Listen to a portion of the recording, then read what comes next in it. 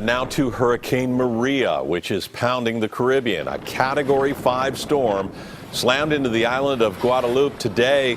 165-mile-per-hour winds, and in St. Croix, rain is falling as the storm churns closer, threatening catastrophic damage to the Virgin Islands and Puerto Rico. We have team coverage on the storm. Brian Hackney is tracking Maria's path.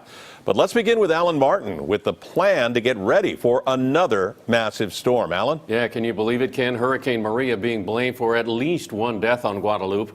Other people are missing, and at least 80,000 homes are without power. Now, Maria made landfall last night on the island of Dominica, bringing ferocious wind and rain. It's the strongest hurricane to ever make landfall there, and now it is taking aim at Puerto Rico.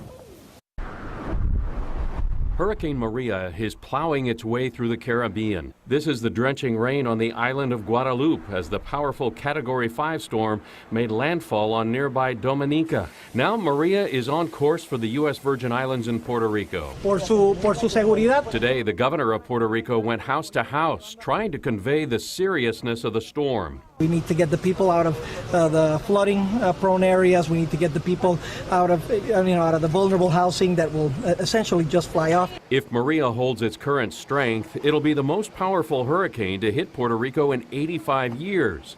Time is running out for residents to get to shelters. How many shelters do you have open, and how many people can you shelter? 500 shelters right now, probably upwards 150,000. Maybe we can push it more. Puerto Rico's governor says he expects the entire island to lose power and be in a blackout for days.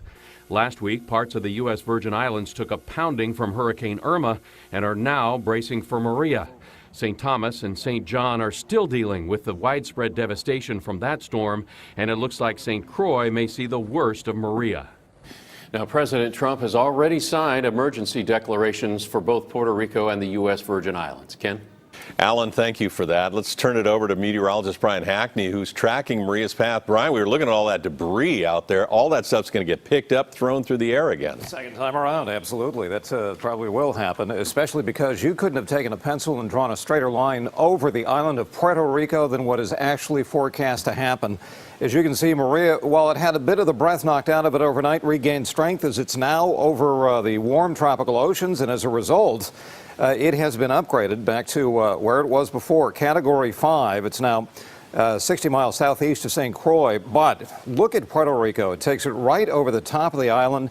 It'll switch from a Category 5 to a Category 4 with winds of around 150 miles an hour when it makes landfall sometime within 24 hours at Puerto Rico. So it's going to be a major, major problem. Liz?